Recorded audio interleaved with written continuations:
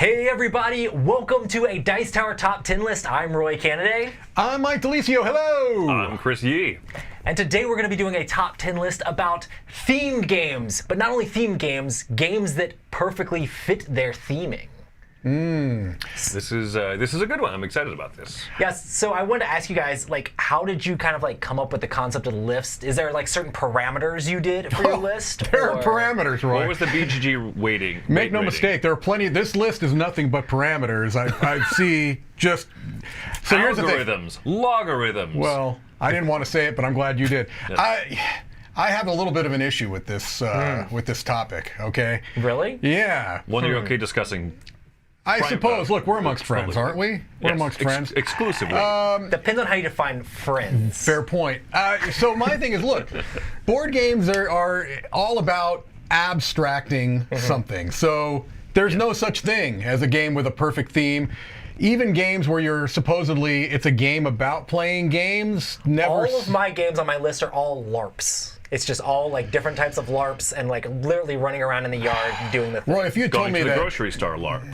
Exactly. if you told me that lawn. LARPs were acceptable for these lists, I would add a very different My list. favorite but- pick of a vanilla game, DoorDash. That's right. Anyway, no. I guess for my list, what I tried to do was pick games that I felt like evoked a theme very For well. sure, yeah. That's really what it is. I mean, sometimes it's going to be because mechanics help reinforce that theme. Other times it's just going to be because, the designer did a really good job of finding ways to make you feel somewhat like you're doing what you're doing. But I mean, that's really the best I can come up with. If a game you picked isn't in the top 100 theming games or theme games on Board Game Geek, then it's invalid.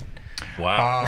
Where's the door? I did a similar approach, and these are also games that I particularly want to pull off the shelf. So there are some games that many will argue with me, that are far more thematic, perhaps, than the 10 on this bad boy right here. But are they the ones that I want to pull off the shelf? That was also a part of my my logarithmic cosine coefficient. That's a good point. I do parameter. like all of these games that I chose. Yes. Right. I mean, for me, I really like games that help evoke that emotion and theme and that really get you into the game. So for me, it's mostly just games that give you that feeling of you're doing the thing that the game is about, or just invoke strong stories and emotions and things that you can remember after you're done playing the game. So that's how it works for me. Makes sense. I like it. So I I'm guess excited. we'll go ahead and get into this with our number 10s. Woo!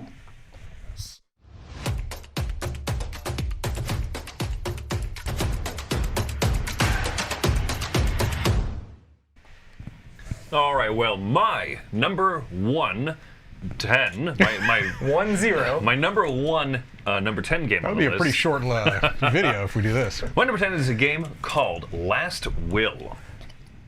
You okay, Mike? It was preemptive. Last will. Yeah, my number 10 is Last Will. This is a game from CGE, Vladimir Suki, who is known for, he's made plenty of good games. This is one of the first ones that I had heard of where it's about going broke. This is, if you've ever seen the movie Brewster's Millions, or its remake, Brewster's Millions, then you know the idea, right? You have an inheritance of money, you need to lose it all. I love it because this game, it leans into the silly, it leans into the funness of it.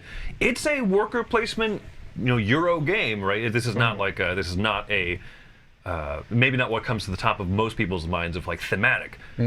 But the actions that you're doing in the game are all in the pursuit of losing money, messing up everything possible, and you have to, it's so thematic to me that you have to flip your brain, you have to flip the switch where you say, I have these investments, I must ruin them and lose them. I get income at the start of each round. That's a problem. I love it. So that's my number 10, Last Will. It's an interesting choice. I don't know that I can get on board with you on this one, but it's an interesting choice, Chris. I'll say that. It's interesting. Every one of us approaches this list differently. Interesting. I haven't played, but yeah, I'll just trust Mike on this. All right, so for my number 10, I wanted to pick a game that just really evoked the feeling of, and this is the game that evokes the feeling of being an investigator and murders and mysteries and things like that, and that is Chronicles of Crime. This game is extremely thematic. Not only, I really like app-driven games. games. I know some people are here or there on them, but this one, the app helps just bring you into the game and kind of like takes the game away from you, so it's not so mechanical. It's very much like what you're doing. There's even parts of this game where you're looking through like a little spyglass, and you're able to like basically like see the different things that are in the room, and you're calling out, oh, there's blood on the ground, oh, there's papers over here, oh, there's like trash here. And you're pulling out all those different cards, and you're working together as a team to try to do that. The theme just comes out in this game as you play it, because it's all about trying to figure out how the murder mystery happened and being able to solve that at the end of the game. So that's why it is my number 10 games that fit their theme perfectly. Yeah, this is a good choice. What's neat about this one is that it's not necessarily even a theme, right? There's like been multiple themes, and it fits them all because of the way that the game is designed. It's going to help make you feel like you're in the middle of it just by its very nature. So yeah, that's a very good call. Yeah, you it. taught me this one when it, and I really enjoyed it, and I liked leaning into that a little bit. Like, oh, okay, we're investigators now. Let's, you scan the little different things, and you, I don't know, it's fun. It's evocative, and I could not agree more. You're waiting for the shoe to drop. You're waiting on the shoe to drop. No, I agree. All right, my number 10 is actually not a board game. It's a LARP. Is it going to the grocery store? Can't make that change. Is it top 10 list the LARP? That's correct. My number 10 is Last Will. Wow. Chris, I disagree with Mike now for some reason. Yeah. So obviously I agreed with Chris, frighteningly so. And it's really odd that this is a game that is on two different lists on this topic at the same level. That's really cool. Chris already mentioned a lot about Last Will, so I won't belabor it. But it's thematic in the sense that it almost encourages you to, like you said, lean into the silly. It's like, okay, is this really any different than a standard Euro where you're trying to get the most money? No, it's exactly the opposite, but I'm telling you, it just feels different. It just feels different. And that little twist on a very common, kind of a Euro game, because this is very much a Euro game, which is odd to put, on a thematic list. But this shows, I think, that Euro games can very much have a strong thematic element. And this is one that I always lead with the theme with this game when I'm teaching it. Usually, even suggesting it as a game somebody who's never played it before, usually I can explain what it is and they're in. They're interested in it just because it's such a fun idea and a nice little twist. So I have to give it up for Chris.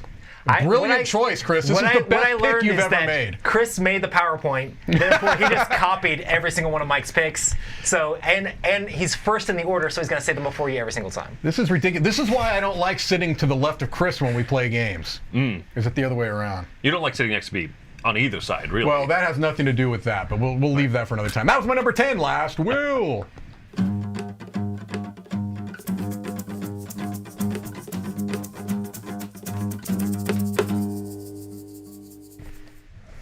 All right, my number 9, I'm going to say the correct number this time. I'm also going to see if I can steal Mike's number 9. My number 9 is a roll and write game, actually, which is surprising that it fit this list. Yes, I'm very surprised. What is this going to be? The game allowed to be here? Super Skill Pinball 4K. This is a game that, when we chose this list, actually, shout out to Roy for picking the topic. We were struggling to figure out exactly what it was going to be. Roy threw it out, and I said, I have this at home in Shrink. I need to play this one because I've heard that it fits the theme really well. That's awesome. And it does. You have these little half pinball tokens that start off at the top of the of your little player sheet, and it'll gradually fall down. And then you can use flippers and stuff. You use different numbered actions to hit it back up into different spots, and gravity keeps pulling it back down. And so, for a roll and write game, because usually they're very much like, check this box. Does it give you an extra green? Woo! This one is so good. This one's really, it fits its theme perfectly. Could not be a different theme. And I think that's kind of like you said, Mike, right? Last Will does for dry-looking, boring Euro games. This one does for roll and writes what that one does, where it picks a theme. I could see this being designed theme first, and I think it's integrated perfectly. So my number 9, Super Skill Pinball 4K. Do they mechanically evoke that scoring thing that Tom likes to do on the shoots and marbles? That bonus, that scoring bonus? Do you get to redo the whole thing? Is there a way to work that into the game, Chris? Nothing in the world evokes that. It would be awesome. Like, we need to talk to Jeff and and WizKids about like, Yeah. yo, we need a promo that lets us do the pinball bonus That's where you get right. to get a reroll if you got the perfect numbers. That's exactly it. We need to make that happen. Roll 2 dice. Is that your score? Yes. You win. You win. I haven't played this one. I need to check it out. I've heard really good things, and sure. I'll give it a shot. I'll give this I one a liked it. shot.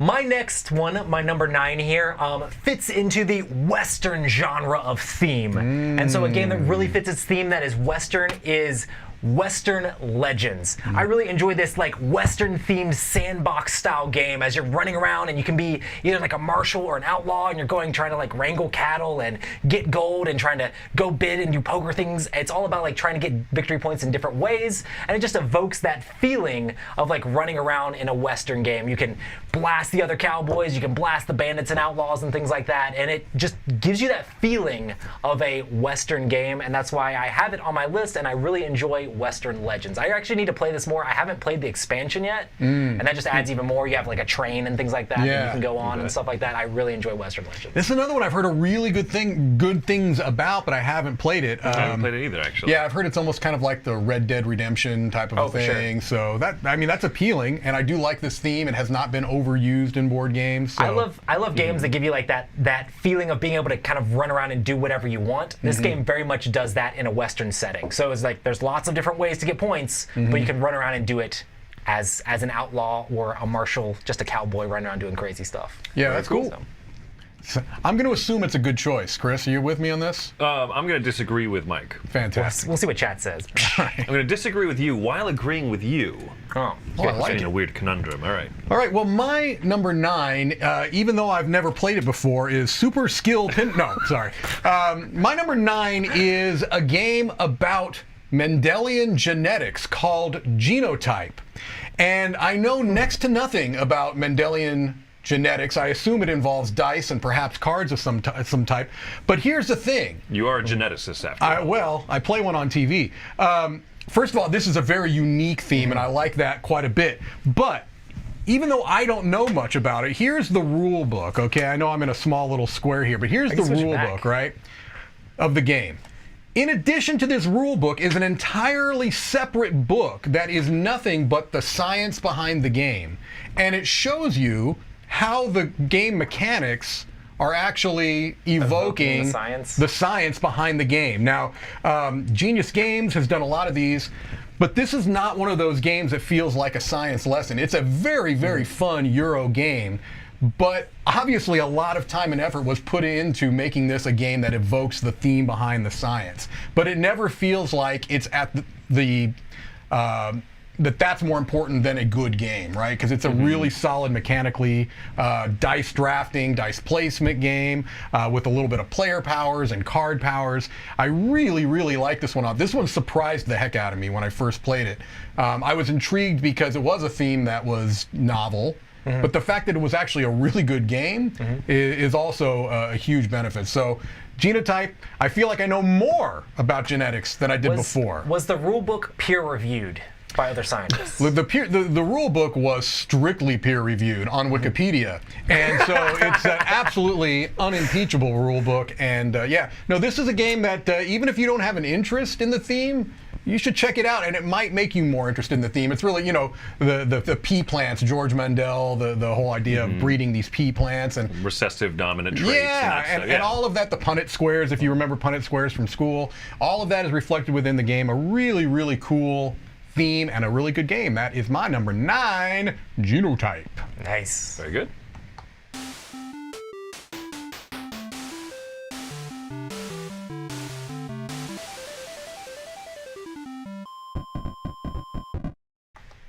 All right, my number 8. This is about as dry as it's going to get, and yet thematic, right? It gets better from me. It gets better from here. My number 8 is a game called Power Grid. Power Grid is Friedemann Friese. This is his most well-known game by and far. It's about building up your grid, building up your different power companies, and you're trying to have connections in different cities. But the very simple economy that the game uses, the very simple supply and demand scale, as well as trying to break into markets and everything.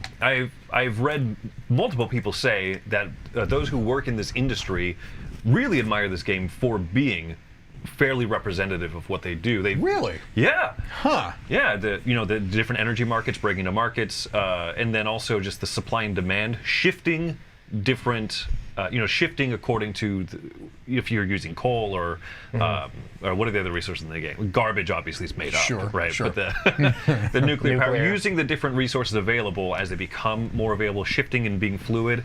And I thought that's really cool to know that people, this wasn't a pure reviewed rule book, but people in the markets actually like that game a lot. And I feel it too when I play it. So I really like it. I number 8.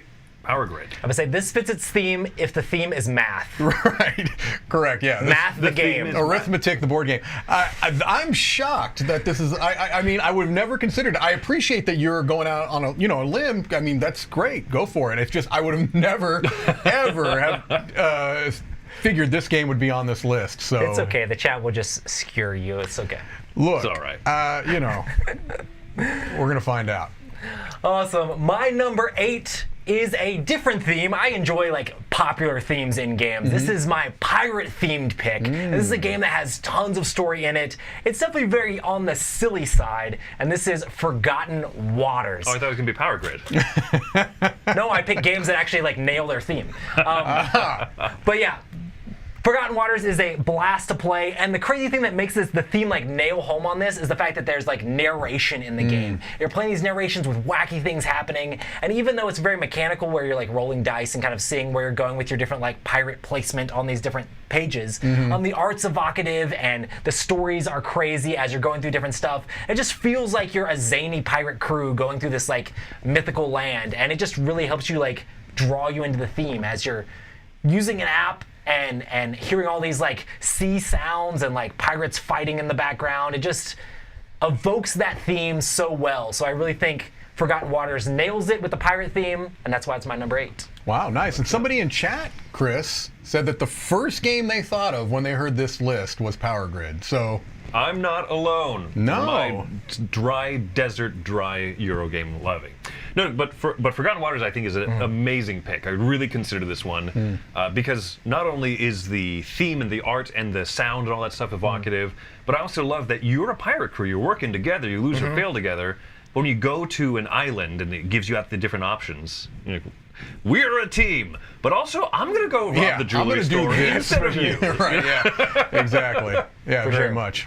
That's a good pick. I really enjoy it. I want to play more Forgotten Waters. That's the thing, is that I have not played it as much as I would like to. It's really good. All right, well, my number 8 is not a pirate game, but it is a game about Power water. grids? No, it's not about power nor grids.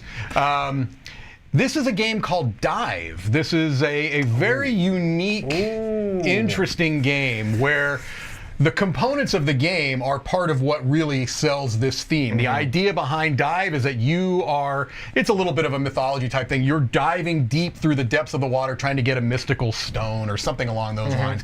But you need the help of sea creatures, and you want to kind of avoid bothering the sharks. It's not like they're necessarily trying to attack you, but you don't want to bother the sharks, and you want to get some help from sea manta rays and turtles.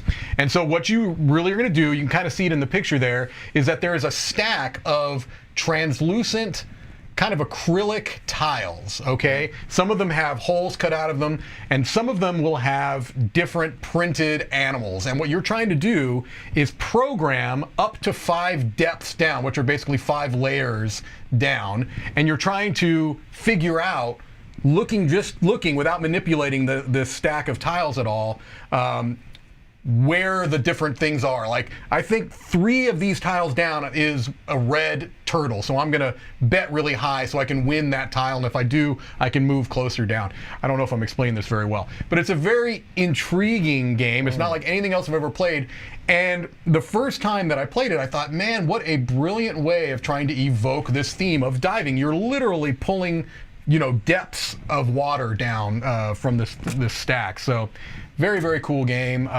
It's light. It's not like something that's gonna, be the center of your game night or anything, but it really is a neat little game with a very cool evocation of theme. So that's my number 8, right? 8, yes. I definitely want to play Dive. this one. It just looks really cool with the transparencies and trying to figure out the depths and things like that. I just think that Yeah. mechanic looks very unique and interesting. It is, Yeah. and it's one of those games that when you see it on the table, you're going to be drawn to it. You're going to want to see, what's this all about? You've never seen anything quite like it. So, yeah.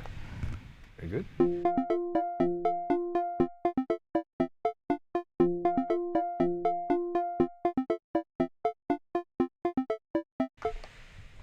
All right, my number 7 is a game called Through the Ages. This is a Civilization game. It's Civilization, the card game, basically.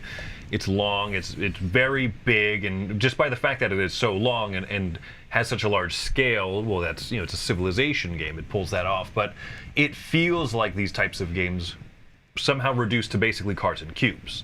But one of the things that I find most evokes the theme for me of human history, civilization, is the fact that you have to lean into your military in this game. This is a particular touch, but I can't emphasize how much, if you don't have a military, you say, oh, I want to build great amphitheaters, and I want to go into poetry and all this stuff. Your neighbors will wreck you. They will destroy you, and you will not have a very good time. So you start investing in military, then you make a bigger military. Then someone else looks at yours and says, well, they have a bigger military than me. So they start building up.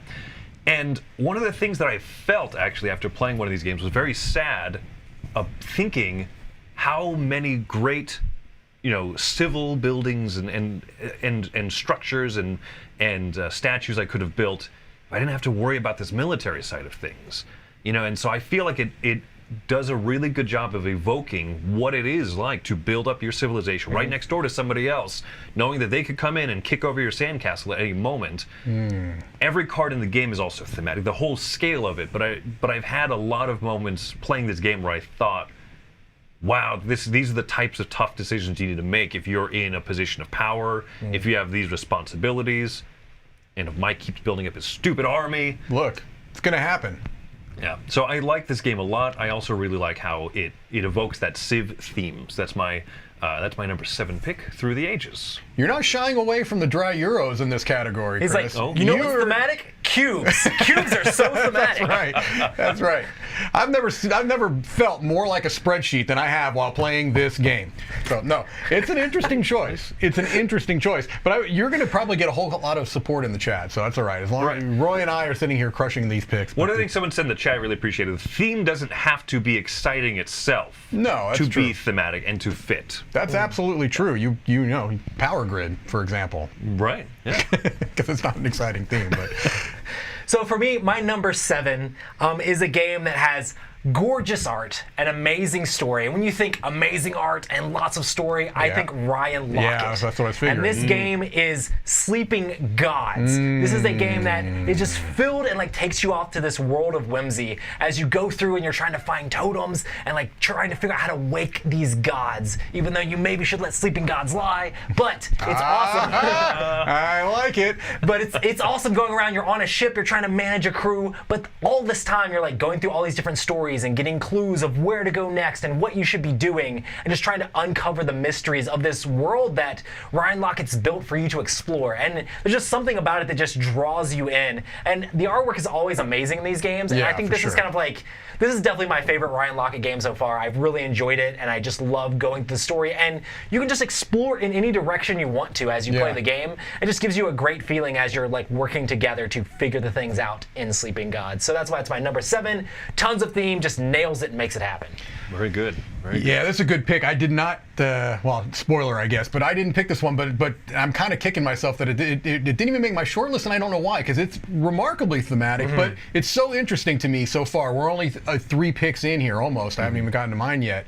And just what different approaches we're taking to this topic, right? Yeah. How you're leaning more so far, anyway, into the storytelling, I want things that make me feel like I'm playing the game, Crime, right? And both are valid, they're just different approaches to it, right? So interesting, 2 different approaches and then the correct approach. So my number 7 is a game that evokes panic and fear and frenzy and running out of time, and you're in a temple and you're trying to escape. What is the game? It's Escape, Curse of the Temple. Language. Oh, sorry.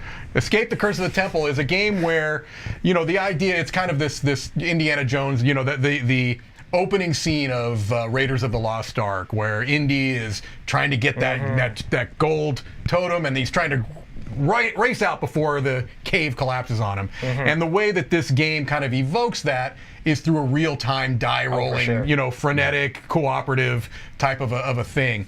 I don't typically love real-time games. Let me restate that. I usually hate real-time games. This is one of the games that I will play, not all the time, but I'll still play this, and it is almost solely because I think it does such a good job of bringing out the theme. Because oftentimes, and this is a controversial statement, but I'm not going to shy away from it, oftentimes I feel like real-time as a mechanic is used in a lazy way.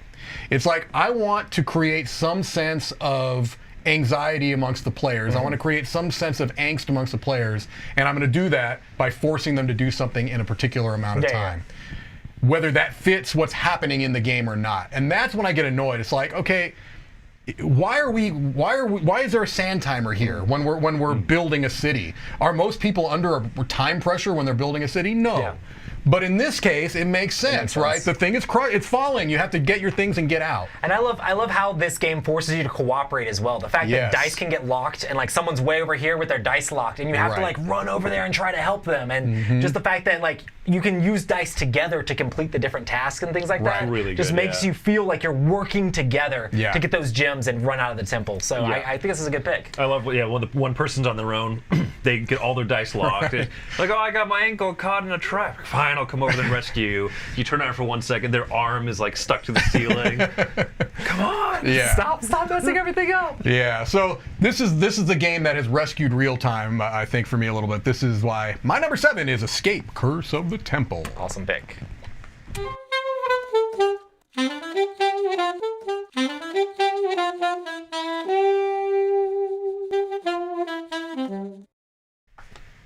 All right, my number 6 is going to go a little bit more on the silly side of things. Woohoo! But I will note, actually, this is the 3rd CGE game that made this list. Oh, wow. Interesting. Yeah. They are for for the Euro world. I think the Euro side of things, they're very thematic. So my number 6 is a game called Alchemists. Ooh. Oh. So Alchemists is, by many measures, it's a dry worker placement, the Euro game that many people would call it, but it also leans a lot into the really silly factor. You're alchemists, you're trying to discover what effects will come about from combining different elements. This actually is an app-driven game, and I feel like it uses that really well, where there's, you make combinations, it creates different effects. You can publish in papers, in peer-reviewed papers, even, what you claim these effects will do. Other players can take the time to actually disprove you. So the theme of this is, yes, alchemy. In one way, the exciting and silly and goofy. You can feed potions to your interns and make them explode or whatever. The other side of things, the hidden, boring, dry side of things, is research papers. And wow. Yeah. Sign me up, baby. I love Gator Dave says he needs some water just listening to Chris's picks because they're so dry. I'll brew you a potion, Gator Dave. No, but it leans into the silliness, but it also does. I think people are playing a drinking game. It does evoke. Yes, we're going to evoke some more. Yeah, it does evoke that research side of things. So you're the one that brought up peer review. This is your fault. My number 6 is Alchemist. Chris, my fault. Chris misheard the topic of this. He thought it was top 10 games that evokes the Sahara Desert. I defy you to say to me and tell me that this game is not thematic. I can't. I've not played it. I know it's deduction, so. Yeah. No, it probably is. I don't know. Yeah. So my number 6 gives me a little bit of a same feel with the sandboxiness, and people have been yelling it in chat already a whole lot. But this is a space-themed sandbox game called Zaya. A lot of people knew this was going to be on my list. I thought it might be higher, actually. I really enjoy Zaya. This is a game where it's basically like you're in the Firefly or Cowboy Bebop or something like that, where you're flying around, fulfilling all these different bounties. You can be picking up goods, you can be exploring space, you can kind of play the game the way you want to play it. It just evokes that like feeling of like being able to explore a spaceship and upgrade things in different ways. There's something about sandbox games that kind of like helps the theme come out for me, just because you can play the game the way you want. So you get to pretend like you're that pilot. You get to pretend like you're that cowboy. This game allows you to be a space cowboy and do all the crazy outlaw things you want to do, all while outrunning the law and trying to make the most fame you can happen. I really enjoy Zaya, and it's a lot of fun and definitely nails the theme of hopping around space like you're Han Solo. Yeah, no, this is a good call. I think this is a good one. I think this is a good one. It is interesting seeing some of these comments in the live chat of this is an interesting topic. You know, it's like, how can a game with dice be thematic? Well, again, it's like I said at the very beginning of this. It's all abstract. Everything is abstracted. Board games, by their nature, are abstracting things. So I think it just depends on how you're looking at this topic, and that's why I'm giving you grief. But I think your picks are all great. They're just coming at it from a completely different angle. We're having fun. We right? are definitely having fun. It's easier to make fun of through the ages than Zaya. Yeah, for sure, sure. I think Zaya's a great pick. I appreciate that you're willing to go out on a limb with these picks that you're making. All right, my number 6 is a game that is Horrified. I'm just going to put it right out there. Horrified. So this is a game that I think the best kind of example of it bringing about its theme is in the monsters themselves, right? And that's really when you set up the game, you choose a certain number of these classic Universal Studios monsters. You might play against 2 or 3 or 4 if you're really trying to go over the top. But the different monsters play differently. I mean, essentially, it's a pick up and deliver type of game. And is that particularly thematic? Not necessarily, but the way they set up the monsters, I think, are. So if you're going against Dracula, you're trying to destroy Dracula's coffins, and if you're going up against the creature from the Black Lagoon, you're trying to find their secret lair, and you know, the Wolfman, you're trying to discover the cure for it. So I think they did a really nice job of taking a family weight game, right? And bringing about a theme through these different monsters. And not just, they could have made it so that every monster essentially works the same, right? But I thought that they did a nice job of kind of using those monsters as a way to bring in different thematic touches for the game. And so I think it's fun. A really fun game that does a nice job of bringing about a theme.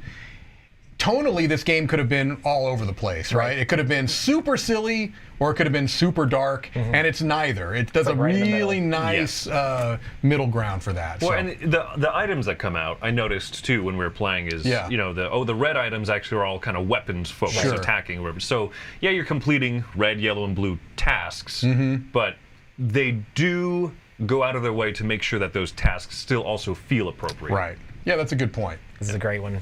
Yep. That's number 6. Horrified.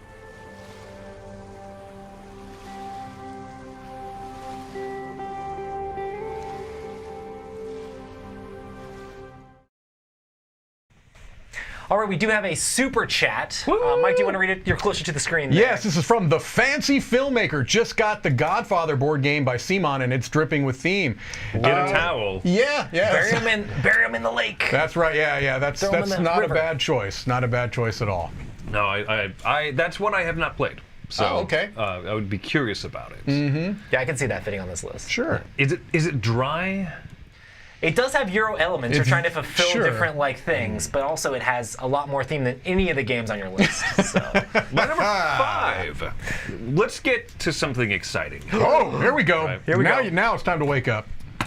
So my number 5 is a game called Firefly. Oh. I chose a different outer space kind of pickup and delivery type open kind of game. Firefly is a game that I played very early on when we got into the hobby, and it was one of the first kind of complex ones. Very big table setup and everything. We used to play this on 2 separate tables, right? Because we had, you know, just like a coffee table and a little folding card table. And I loved it. I loved being able to just do the pick up and deliver, do the missions, get a little bit into of course abstracted fights and stuff with the die rolls. But you build up your crew the way that you want to. And Roy recently taught us Zaya. And while I was thinking about that, while I was playing that game, I kept thinking about Firefly. And the reason Firefly beat out Zaya for me on this list is I really love collecting the crew, you know, getting the characters from the show, even though occasionally it's like gunman, and it's a very pixelated background character that was blown up to the full size of a card. I mean, that's always a good call. I don't know how can Firefly be that good if it was canceled. I don't. Woo! Shots fired. Chat's gonna like blow me up. I'm just kidding. I like Firefly. No, Yeah. I liked it. This is good in a different thematic sense too, in that if you have no idea about the Firefly universe, never watched the show, never saw the movie, know nothing about it, you can still play it as an enjoyable pick up and deliver game. But if you are a fan, it's going to be so much more, because they really I got do. that character. I got this. Yeah, and they do a good job, I think, of bringing that out. This is really kind of a love letter to the fans, I think, in a lot of ways. In so many ways, yeah. And it was fun too, because when we played it on the two tables, you sat, it was just my wife and I against each other. So we sat kitty corner, and it kind of felt like being at the helm of a spaceship, which was weird, and it helped. But I like it a lot. My number 5, Firefly the board game. All right. Nice. So my number 5 is a horror-themed card game. And you would think, how can just cards feel that thematic? How can cards feel that thematic, Roy? This is Arkham Horror, the LCG, like the living card game. This game is crazy how thematic it is. You're actually playing through a campaign as you play the game. You are building a deck with your investigator and going through all these different like story-driven scenarios. It uses like a bag pool system to like do like your different skill checks and things like that. You're trying to do things with your cards to like collect different items and go through these stories. But there are things in the campaign that follow over like from one scenario to the next scenario. So there's like this stuff that builds up. Like maybe you'll meet these people and then they'll help you later on, or maybe they'll betray you later on, depending on how you acted with them in the current scenario that you're playing. And just all that stuff ends up evoking this theme that's just a bunch of cards and you're reading like some text and stuff like that, but it just comes through so much as you're playing the game. So I really enjoy Arkham Horror, the living card game. I think it's a great game if you're really into the theme, and it's just crazy how it has that card game feel, but just drips with that Lovecraftian theme that comes through in this game so strongly. So that's my number 5. Yeah, that's a good choice. It's you're right. You wouldn't think necessarily that a game that is this card-driven would, but they obviously have taken a tremendous amount of time in building an overarching narrative and making sure even things that you do affecting things later on in the game. So that's always a good way of kind of bringing that theme out. The fact that you just have so much, like you read a decent amount of text in between each scenario, and you actually make choices, right? And those things just help like bring the kind of like the world and the scenarios you're playing to life. Yeah. So. It's really strong for me. This is a game I've really got to try. I've got to try. I think you would like it. I really do. I think you would like it. All right, so my number 5, Chris, are you ready for this? Is it? What is it? It's a dry Euro by Vital Lacerda. Number 5 is The Gallerist. Now, this is interesting. Okay. Somebody in the chat, actually a few people earlier in the chat, mentioned Canvas and said Canvas would be a good choice for this list. And I absolutely agree. And Canvas was on my short list, but this actually edged it out for me because although they're not the same theme, they're both art-based theme. Right. This is much more about you are the owner of an art gallery and you're trying to kind of have the best art gallery. And this is one that does a fantastic job, I think, of bringing that theme across. And you're trying to get particular types of customers and particular artists to fulfill the market, what the market wants, and you can influence that. And it all is underpinned with these very, very mechanical, dry Euro elements. But it does a fantastic job, I think, of bringing this theme out. The most of any of the Lacerda games that I've played anyway. I know a lot of people say that he is a Euro designer that brings about a lot of thematic touches. I don't always agree. This to me is the one that really does. CO2 maybe to an extent as well, but this one really, I feel, does a great job of kind of making you feel like you are running this from all different elements, from kind of advertising, from finding artists, from, getting the right customers in the door and finding ways to entice them into your gallery, and then finding ways to boost up those prices to get the hype machine up, basically, to make these paintings worth more. Really, really solid job of bringing a theme into what, in a lot of ways, could be almost a spreadsheety type of Euro game. So my number 5 is The Gallerist. Nice.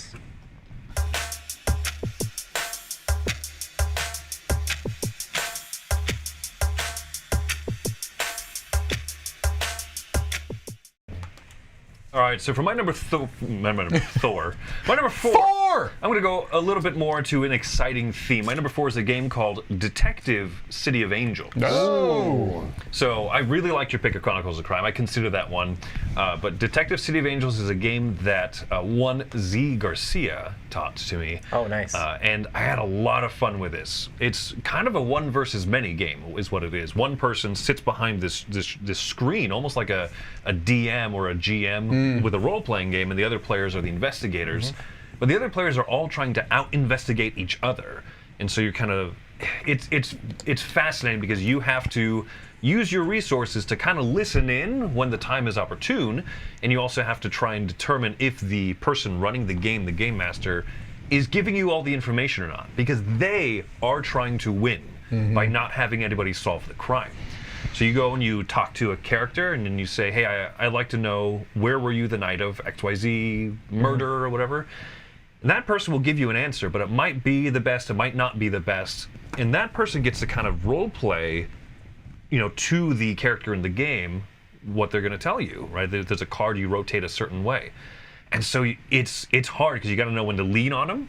But if you lean on them too much, and they actually were giving you the best information they had, then it'll work against you in the future. Interesting. It's really interesting, and it leans into this really cool, film noir era kind of a theme, And by the end of it, you're talking about that ankle over there that was hawking bent cars over at the juice joint, And it's just, it's fun. It leans into that. It's silly, but also, I feel like this idea of the detective game master versus individual detectives makes it, for me, one of the most thematically fitting of all the detectives type games that I've played.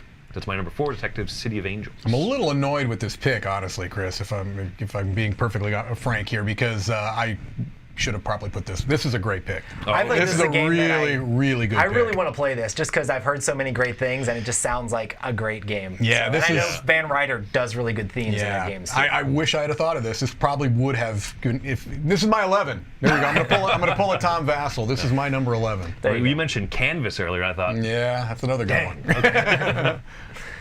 So for me, my number 4 is a game based on an IP that when I played the board game. And then I hadn't seen the IP. I'd never seen the show that this game was based off of. And then when I finally watched the show, I was like, holy smokes, this show is just like the board game. And this is a game that's decently out of print. I think that's coming back in print as a different game. I bet I know what this is. This is Battlestar Galactica. Okay. Battlestar Galactica just nails its theme so well, as you have this mistrust of the other players that could be Cylons. You're trying to keep the ship together as you're making jumps trying to get to New Caprica or Earth, or depending on which expansion you're playing with.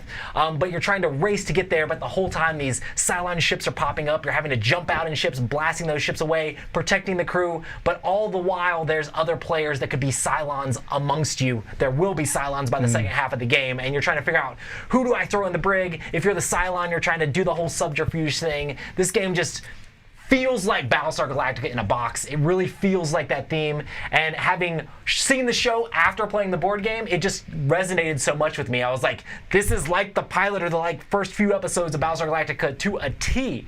So it just fits so well. I really enjoy this game, and that's why it's my number 4, and extremely thematic, Battlestar Galactica, the board game. When you played it before you watched the show, did you feel like, oh, there's definitely something going on here? Like you could tell? I really enjoyed the game, and I've played a lot of social deduction games and things like that before. This was like, oh, this has the social deduction thing, but a lot of other board game stuff going on. And of course, I loved space and all that stuff. It was so crazy that I hadn't seen the show at all. Okay.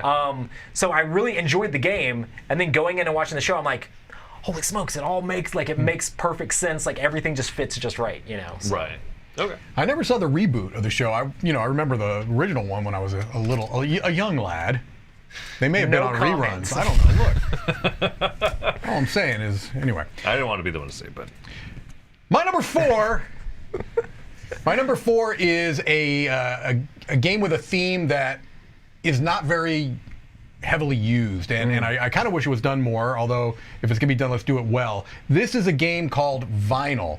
I worked for many years in a music store after high school, and this game is basically crate digging the board game, where you are going into a music store and you're trying to find different albums that you like. It's essentially a set collection game, which, hey, it kind of is what happens when you go to a music store. It's like, I like heavy metal. I'm going to find my favorite heavy metal albums. I like country music. I'm going to find those, that type of a thing. And so this game is really the idea is you're going into the different record bins and you're trying to find the albums that you like, and you're going to the magazine racks, and it does a really nice job of kind of giving you this feeling of being a crate digger, which is just this kind of terminology of people that like to go and dig through the album crates. And so I really was thrilled when I heard about this game, because I thought this is a really cool theme. I hope the game actually follows through on that, and it really does. It really gives you that feeling of kind of searching through the racks and finding just the right album you wanted.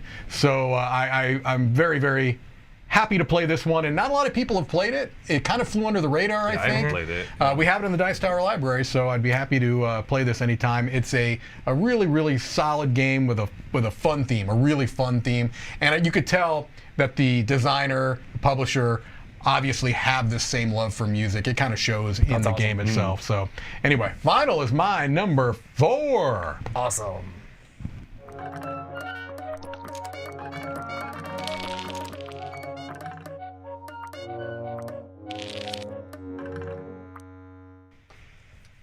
My number 3 is a Vital Lacerda game. Actually, I agree with what you said earlier, that this is he's a designer who seems to design very much with a theme in mind, and that plays into what he designs. And so my number 3 is a game called Vinos. Vinos is his winemaking game. I know that winemaking is a theme done twice in games. But this is the one that I chose. Vinos, I feel like I'm just going to straight up compare this with Viticulture. I think Viticulture is also a very good pick. It evokes the theme, it represents it well. But there's certain things done in this game that I think are more thoughtful, right? Even where you, like on the left side of the board over there, you see there's a map of Portugal. Depending on where, what type of grapes or what types of fields you choose to grow, it has some effect in the game, and it's representative of that region somehow.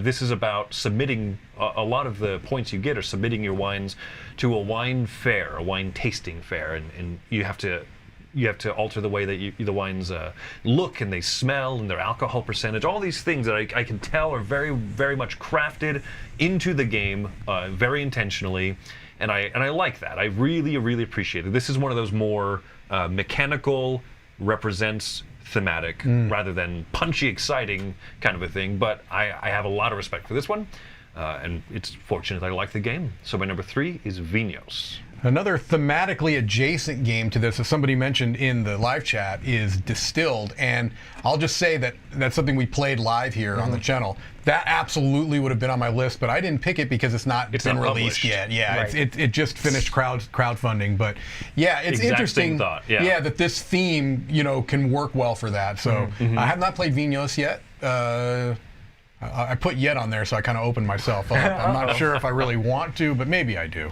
I would try it. So my number 3 is a game that is the same theme as the game that I've already mentioned, but I think this one is even stronger in the theme. It's another app-driven game. It is a game that's full of puzzles and mysteries and building out and exploring a mansion. This is Mansions of Madness. This game definitely evokes its theme extremely strongly as you're playing the game. The beginning, when you start out, it reads like a little narrative to you with like voice acting, and then you start playing the game, and you don't even really know how to win the game as you start. And you're just going around exploring a mansion, trying to uncover mysteries and figure out what's going on. The game also uses an app that has sound effects as you play the game and unlocks and builds the mansion as you play, but then there are also like puzzles and things you can come up to. Maybe you find a combination lock. You have to like actually put in numbers to figure out the combination lock. Or there's like little sliding puzzles as you're like fixing a glyph of some like archaic rune or something like that. It just helps evoke the theme of this game and really gets you into like the immersion that can happen when you're playing a game like this. This is great for like the Halloween season coming up. I feel like this is a game that I'm definitely going to be playing in October just because I feel like I have to every year. I have everything for it, and I really enjoy Mansions of Madness, and it's got a ton of theme in it, so that's why it's my number 3. I love the writing in it too. The first time I got into a combat in it, because I've played a lot of Eldritch Horror before I played it, and the combat's you roll some dice and then there's Right. a little math system. But this one, even the story that comes up in the app, for sure. I'm going to use a blunt weapon, and then talks about grabbing a fire extinguisher off the wall, swinging at it, depending on how many successes. That Or the great thing. old druid comes up and vomits up some black ichor and it turns into mice that attack your face or something crazy like that. I think that happened once. kind of thematic. Yeah. Say, if it didn't happen, that's pretty quick to just come up with something like that. I just made it up. That's pretty impressive. I used to role play, That's Wow. all. Little known fact about me, I don't talk about it all that much. You but, were a crate digger, we know. Well, even before my crate digging days, I was the executive director of a dinosaur theme park. And so We don't talk about that. I know how thematic my number 3 pick is, where most people wouldn't because they don't have that life experience. My number 3 pick is Dinosaur Island. Take it from me, former executive director of a dinosaur theme park that I can't name for trademark reasons. This game does a fantastic job. Now, I joke about that because how can you be thematically accurate to something that is fantastical? Well, it's the same reason why Firefly can be. You know what I mean? Firefly's a Gives you that documentary. feeling. That's correct, yeah. Dinosaur Island, I think, just does a fantastic job of, look, let's not be coy, Jurassic Park, the board game, right? There are Jurassic Park board games, but to me, this is the true board game that brings that about, where you're manipulating DNA to create these dinosaurs, and then you have the dinosaurs that you've got to contain, and you're putting in attractions to bring in different customers that are going to be, wanting to visit the dinosaurs, but you don't want them to break out because, eating your customers generally cuts into the profit margin. Oh, for sure. It's not great press, right? It's And frowned so- upon at the C-suite It's level. frowned upon. Now, look, I'm not going to say that might be the reason why I'm no longer an executive director of a dinosaur-themed park, is that I had far too many casualties on the job. But anyway, I really do. I think that Dinosaur Island is a fantastic job of bringing about this theme and doing it in ways that are mechanical but don't feel mechanical. It really feels like you're doing what would make thematic sense if you were going to be trying to bring people into an amusement park filled with dinosaurs. So very, very silly, very fun, and I feel like it does a great job of kind of bringing the tone of this idea across. So for sure. That's my number 3, Dinosaur Island. Boom.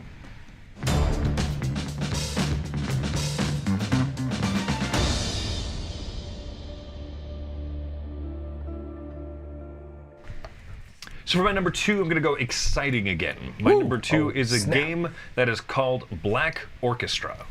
Black Orchestra is oh man, this is so great. I know that many historical games could make this list, right? This is where I think that a lot of your perspective comes from. I'm the dry Eurogame player. A lot of mine are games like Through the Ages and Power Grid, right? If you're a historical war gamer, all 10 of your games would be historical war games. Sure. Right. This one does the theme so well that I had to put this on my list. It was one of the first ones I thought of when the topic came up.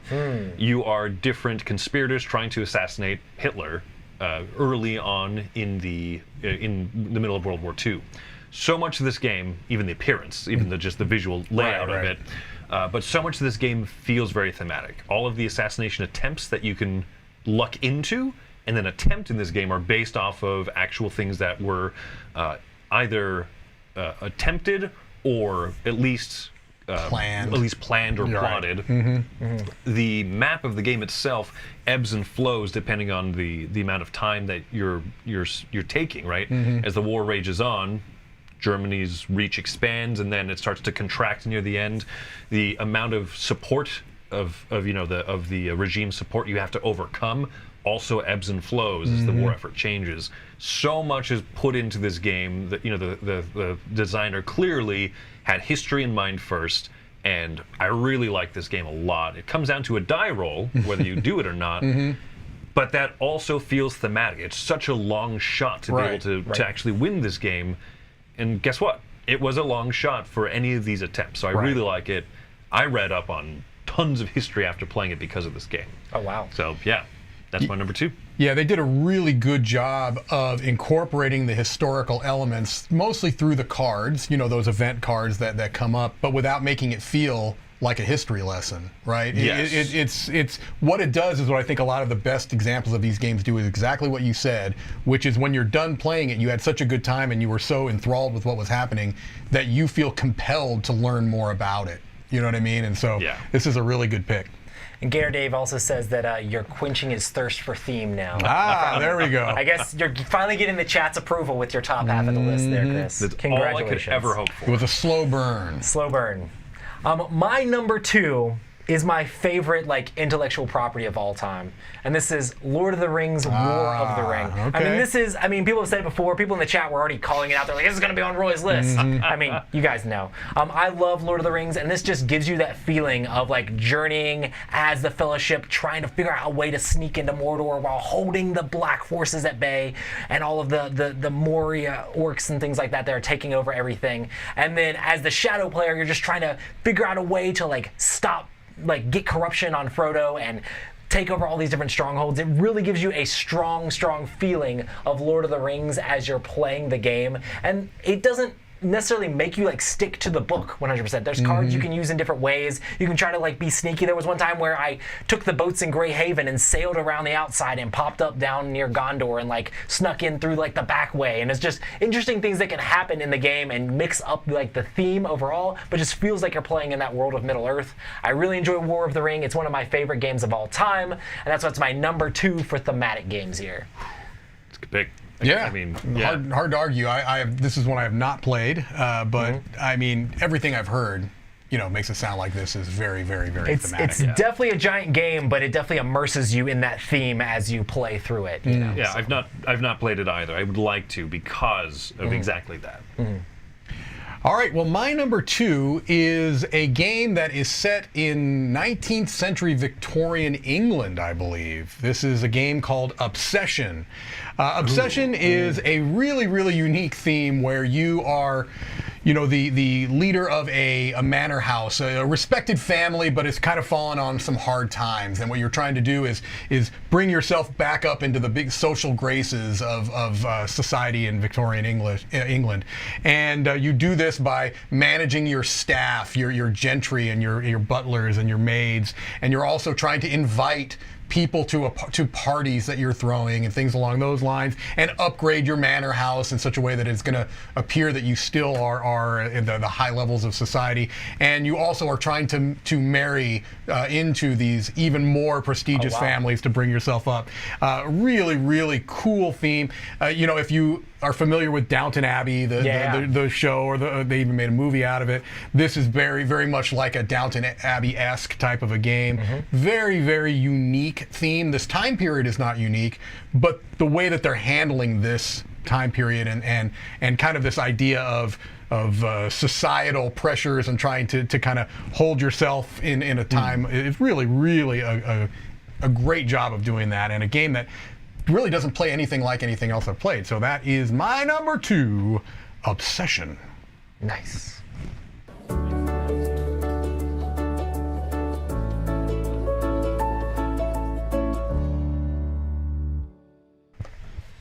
All right, my number 1. This is everything that everyone's been waiting for.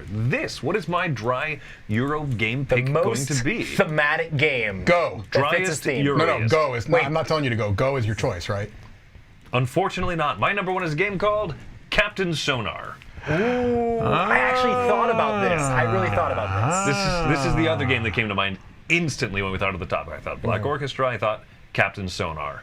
I love this game. It's been a while since I've gotten to play it. It's difficult to wrangle together 6, 7, 8 people to play, but 2 teams on submarines are chasing each other down on a grid and are trying to call out each other's coordinates. It's real-time battleship. Oh, for sure. The board game, basically. And I love it because there's 4 different roles. You have the engineer, the captain, the weapons person, or whatever. And that's what they're called, weapons person. That's the official title. Weaponsy, hey, Torpedo McGee. And then the radio operator. The radio operator is the most fun role. Love it. Yeah, but it's also one of the most thematic, where you're sitting there listening to the other team calling out their movements, north, east, wherever. And you're tracing their tracks, trying to figure out where they could possibly be. It's so great. It's so much fun. Your team is discussing with themselves, where could they be? You're the radio operator. You're still trying to keep an ear on the other captain, seeing where they're going. It is kind of like you said, Mike. This is a game that is real time for a reason. Oh, for sure. it's because this theme is perfect for it. 100%. This couldn't be about anything else. It makes me feel that tenseness and pressure when submarine gets hit. Oh no! They're like, oh no, they found us, and how do we hide again? And the whole pressure of like being like, can we fire? Do we know where they are? We don't know where they are yet. Do we know where they are? We gotta shoot now. We're gonna get sunk. And you're playing with very a little, exciting. And you're just playing like a little board game, you know. Yeah. But it's great. So my number one pick, Captain Sonar. When I play this, I'm calling Torpedo McGee. I'm going to be Torpedo McGee. Torpedo McGee. So my game for my number one is a game about arena conflict, a game that's extremely thematic. It utilizes dice as gladiators, and that is Strike, my number one most thematic game. Okay, I'm kidding. That's You not can it. tell you put together this list. Very nice. My number one is actually Star Wars Rebellion. Everybody Of course said it is. it was on the list. This game is Star Wars in a box. It lets you do so many things from the Star Wars movies. You can throw characters in carbonite. You can like have Luke like train with Yoda. The entire like the rebellion is trying to hide their rebel base the whole time and like trying to be like sneaky of where all their stuff is while completing all these different missions. But the Empire the entire time is just creeping forward and trying to find the rebel base and destroy it. It feels like Star Wars, and the theme is so strong in this game. It's definitely a game that just, I mean, it's my number one for a reason. I love War of the Ring, but this game feels like Star Wars so much that I just think it just nails that Star Wars theme so strongly. And if you're into Star Wars and you're into like big epic games, I mean, this is a like 4-hour-ish game to play, but it really immerses you in that theme of the whole hiding rebels and Empire, like blowing up planets. It lets you do all the things you get to do in Star Wars that you love from the original trilogy, and that's why Star Wars Rebellion is my number one. Boom. Does Admiral Akbar play a central role in? I mean, I think he is one of the characters you can recruit and you can use to put on missions and things like that too. So there is like, it's a trap card probably. All right, then I'm in.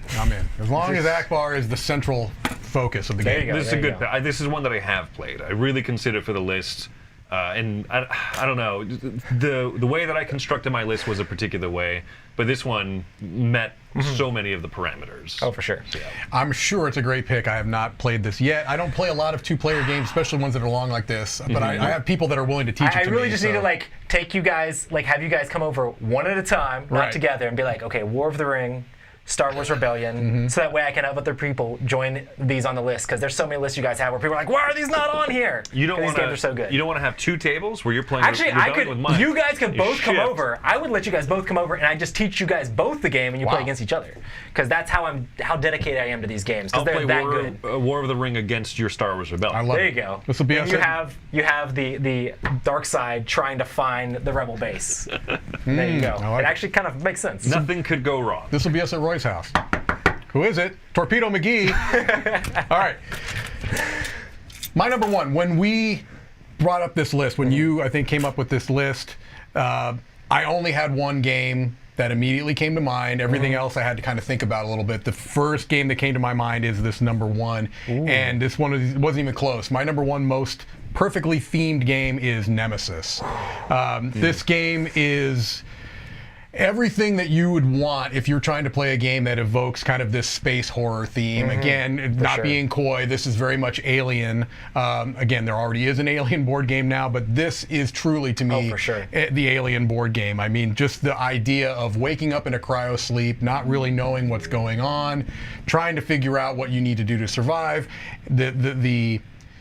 The feeling of paranoia and fear and panic that comes about with trying not to make noise and trying to, get around the ship without getting the attention of these terribly frightening aliens that are beautifully rendered in these miniatures. And this is a case where the miniatures, I think, really do. This is a game with minis where the minis make a difference, right? They really do kind of bring about this feeling of even scale as well as kind of the terror. So I was upset that I couldn't play this or couldn't put this game on my list because I haven't actually played the game. Even though I ran a live stream where I was watching through every little bit of it, like on Tabletop Simulator, and seeing all the different pieces. I know exactly how this game plays. And I'm like, this game fits the list. And I was complaining to Mike. I didn't realize it was Mike's number one at the time. Yeah. But I was like, man, I wish I could put this game on my list. And it was Mike's number one. That's awesome. Yeah, it's my number one. It's hard to get a feeling of fear in board games, and it's not like this is going to give you the same type of fear as maybe reading a really good horror novel or something is,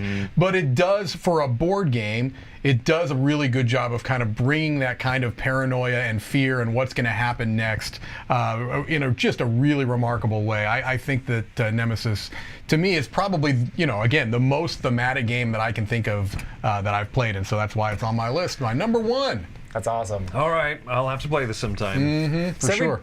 Everybody let us know in the comments if there's anything we missed or anything you think you can add to the conversation, like what games are super thematic that you think just nail their theme. We did have the people's choice for this, right? So, yeah, we put up a Facebook poll. We got the answers, and we're going to we put up the 10 most popular as of today. And I don't know. I'll be interested to see if you guys disagree, agree. What's the I have a feeling there's going to be a number of crossovers, and I think they're going to mostly be with Roy's list. No, I'm serious. If you want to do like our polls and things like that, make sure to check out our Facebook group for the Dice Tower, so that way you can be involved in those sort of things as well. Yeah. Come on, Power Grade. So we're going to go ahead and show this, or we're going to read some of the people's comments first. Well, we can. I mean, doesn't matter which order. Some people are saying Dune. Let's go ahead and look at some of these. Okay. Okay, so number 10, Mansions of Madness. Roy's crossover list. with me. Battlestar Galactica number 9. Roy's list. Robinson Crusoe. Interesting. On list, but I can definitely see that. Yeah, Flashpoint Fire Rescue is really good. Okay. Because you get that pick up and deliver feel of like trying to rescue people. Terraforming Mars. I strongly disagree with that. Chris, did you vote for Terraforming Mars? I did not. I don't think Seems that like feels. seems like something that'd be on Chris's list. That does not feel I think thematic it's to me all in the right, least. but I don't think it's wonderfully thematic. I mean, not to the point of getting called out on my impeccable list alongside giants like Power Grid. Correct. Number 5, which you can't see behind me. Let me actually make this bigger. Number 5 is photosynthesis. It's an interesting choice. That's It's an interesting choice. I really agree with this, but I don't love the game. So that's why it didn't make my list. That's also, this is a game that actually, photosynthesis, my enjoyment of it has gone down since I played the expansion. Oh, wow. It's an interesting choice. I'll say interesting. Wingspan is interesting. I mean, it has all those bird facts and things like that in the game, and you're actually feeding the birds the different types of food and things like that. I can see the theme in that a little bit. I can see it. I don't. It's okay. It's not a standout. Right. I wouldn't call that a slam dunk, but yeah. Number 3 is Nemesis with a crossover with Mike. Makes a ton of sense. Number 2, Star Wars Rebellion. Right. And number 1, a game that wasn't on any of our list, is Viticulture. It was on making wine. It was on my short list right here. See, I can prove it to you. It was there. It's a long short list. It is a long. Look at that long. That's a long short list. It just didn't quite make it, and it's funny. You made a little comment somewhere when someone else brought it up about Gravestone Age. Well, yeah, that's true, but I do think that's a good pick. Yes. I do think that's a good pick. The only one that I actually disagree with, I can make arguments for it against. The only one I disagree with is Terraforming Mars. I don't think that's terribly thematic. I'm seeing This War of Mine. Yeah, a lot of people are mentioning This War of Mine. I've not played it. But I have played it. I have played it, and that is a good choice. That's a game. Maybe it speaks to why it is a good choice for this list. I have a hard time playing it because it makes me uncomfortable. So maybe that's a good reason for it being on the list. Nemo's War was actually also on my short list. Outlive, someone mentioned, was on my short list. Dungeon Pets is kind of funny because you have all the little monster creatures. Let me mention my short list ones. Canvas, Viticulture, Black Orchestra, Distilled, which I couldn't put in there. Right. Meeple Circus, I considered. I thought that might be kind of an interesting one. Museum, Nemo's War, Outlive, Rescue Polar Bears, Smartphone Inc., Spirit Island, and Vengeance. Even though I've really cooled on the game, I almost put Time Stories on here just because Time Stories just evokes so much of like that time travel feel of going forward and backward in time and redoing things, and like the story of like just those panoramas of the different cards like really make me feel like the cooperative nature, like as you're going through it, it really evokes that theme. And they plug in all sorts of different themes into it, which is kind of interesting. For sure. I was very close to putting Adrenaline on my list. That would have been my 4th CGE game had I done that. I feel like that company really leans into theme and does that very well. Bonnie Crew brought up a good point. Said Wingspan is fine, but Mariposas by the same designer, Elizabeth Hargrave, is even more thematic. I would agree with that. That's a better choice, I think, for this list. Yeah, Mariposas really feels like that was one of the things playing it was like, holy smokes, this gives you a lot of like butterfly science and like the life of butterflies is playing the game. Twilight Struggle is a great choice too. It's just not a game I've played. I think I've only played it twice, so I didn't feel comfortable putting it on the list. But But A yeah. lot of people mention Spirit Island, right? Yeah, that was on my short And there's list. this debate: is Spirit Island really thematic, or is it kind of a big abstract? I think it does a good job of leaning thematic. And I agree. I've only played it once, so I didn't put it on the list because I would like to see more of the nature powers, the deity powers, or whatever, to kind of see do I feel distinct from game to game. That could Right. bump it up Gotcha. for me. Yeah. It's awesome. Well, thanks everybody for joining us here on our thematic list. With Tom and Z being out of town, we made this list happen, and thanks so much for watching. Hopefully, Thanks to Roy for running this. Yeah, You can't running see, it and the whole You can't see nine, the man. amount of wires and devices that are connected over here. You look like you're jacked into the Matrix. He is to absolutely- make everybody all was this saying that possible. Fingerbot was running this whole thing. Well, technically, I'm, I guess, the robot here. There's multiple making things happen. computers off screen. So Yes. huge shout out to Roy.